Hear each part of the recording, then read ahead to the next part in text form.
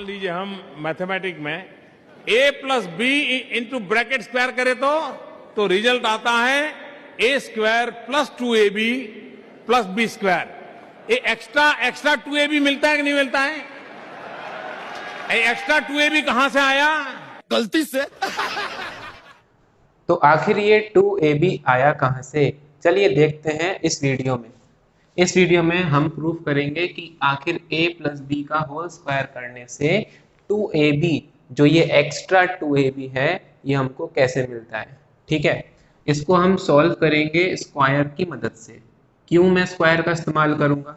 देखो, सबने पढ़ा है जो एरिया होता है स्क्वायर का, एरिया ऑफ स्क्वायर, वो क्या होता है? वो होता है साइड का स्क्वायर। ठीक है, कुछ गलत नहीं लिखा मैंने। एरिया ऑफ स्क्वायर क्या होता है? साइड का स्क्वायर। तो यहाँ पे भी देखो, एक तरीके से a प्लस बी का क्या हो रहा है? स्क्वायर हो रहा है। तो अगर हम एक स्क्वायर को लेट कर लें इस तरीके से कि उसकी हर एक साइड क्या है? a प्लस बी है। हमने क्या करा? एक स्क्वायर ले लिया जिसकी हर एक साइड क्या है? a प्लस बी है। तो क्या होगा? देखो, अब यहाँ पे दो नंबर्स हैं, एक है a और एक है b, दो वेरिएबल्स हैं। तो इन वेरिएबल्स में 100% कोई एक छोटा होगा दूसरे से। ठीक है ना? अब हो सकता है a जो है वो b से छोटा हो, या फिर b जो है वो a से छोटा हो। बराबर नहीं हो सकते, क्योंकि अगर बराबर हो गए तो फिर स्क्वायर करने का कोई मतलब ही नहीं रह जाएगा, फिर इस फॉर्मूले का भी कोई मीनिंग ही नहीं है।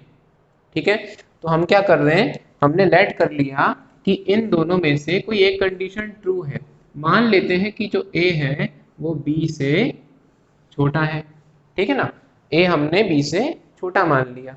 अब कैसे करेंगे? देखो, यहां से लेके यहां तक पूरी साइड कितने सेंटीमीटर की होगी? a प्लस बी की। तो जो a है वो मान लो इतना है, ये छोटा सा पार्ट, और जो b है वो ये वाला पार्ट है। ठीक है, a को हमने छोटा लिया है और b को हमने बड़ा लिया है। यहाँ तक बात समझ में आ गई? अब इसी तरीके से हर एक साइड जो है वो हम बनाएंगे। ठीक है, हमने क्या करा? ये हमने a ले लिया और ये वाला पार्ट हमने b ले लिया, बड़ा वाला b, छोटा वाला a। इसी तरीके से हमने यहाँ पे भी ऐसे ही करा, ये हमने b ले लिया और ये a। ठीक है, और यहाँ पे भी हम ऐसे ही करेंगे, ये हमने a ले लिया और ये वाला पार्ट b। क्लियर है बात इतनी? अच्छा, अब क्या करें? अब देखो जरा ध्यान से, अगर हम ध्यान से देखेंगे तो ये b साइड है और ये भी b साइड है। b, अगर मैं इनको भी ऐसे ज्वाइन कर लूं तो मेरे को एक स्क्वायर मिल जाएगा b साइड का। तो हमने क्या करा? इनको ऐसे ज्वाइन कर लिया।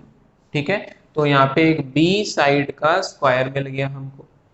ठीक, अब इसी तरीके से आप एक चीज और देख रहे हो, देखो यहाँ पे इसको अगर मैं ज्वाइन कर दूं, ये a है, ये भी a है, इसको भी ज्वाइन कर दूं, तो जरा ध्यान से मुझे बताना, ये भी a हो जाएगी, ये भी a हो जाएगी, है ना? ये a क्यों होगी? क्योंकि ऊपर वाली a है, और ये वाली साइड a क्यों होगी? क्योंकि ये वाली साइड a है।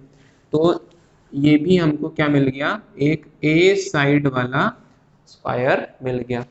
a साइड का स्क्वायर ये रहा और b साइड का स्क्वायर हमारे पास ये रहा।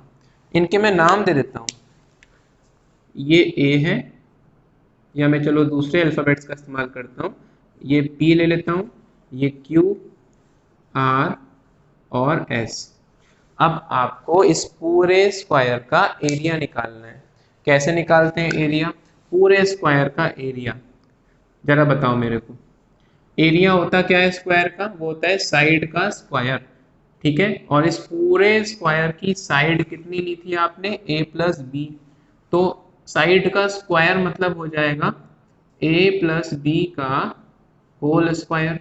ये आएगा एरिया ऑफ स्क्वायर। ठीक है। इस पूरे स्क्वायर का एरिया क्या हो जाएगा, पूरे स्क्वायर की साइड का होल स्क्वायर, मतलब a प्लस बी का होल स्क्वायर, इक्वल में।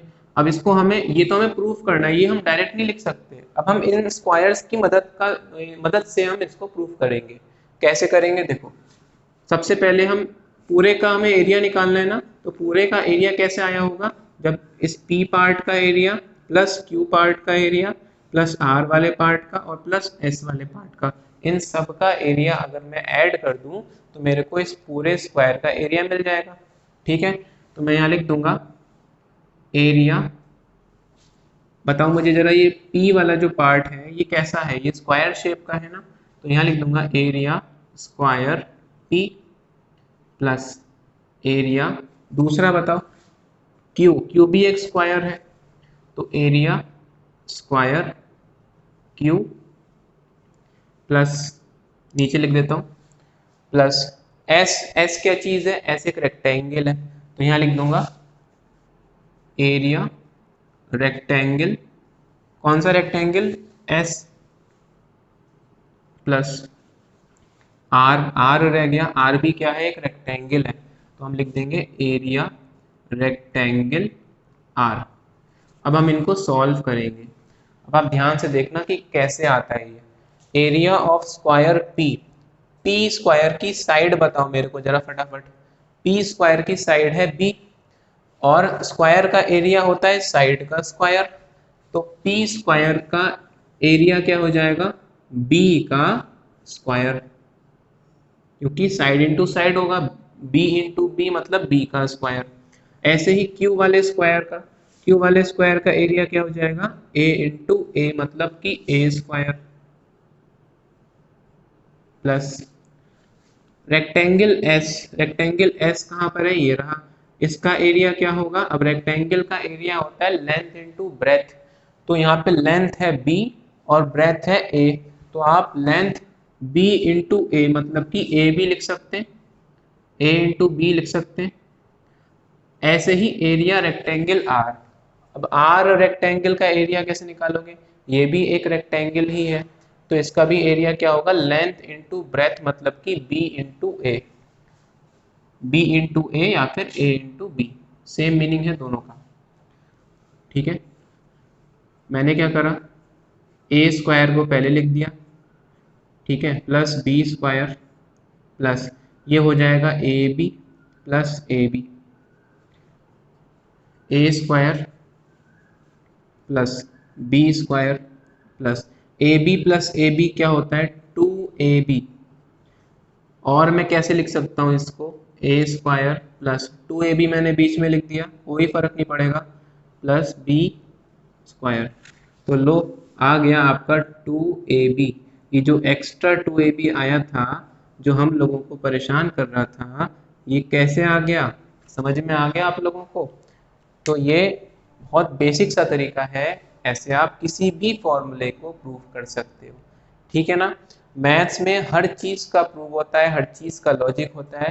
तो आपने देखा कि कैसे हमने इसका इस्तेमाल करके ये जो प्यारा सा एक्स्ट्रा 2ab निकाला है, इस पे कैसे आया ये समझ में आ गया आप लोगों को। अगर समझ में आ गया हो तो वीडियो को एक लाइक और चैनल पे नए हो तो चैनल पे सब्सक्राइब जरूर कर लें।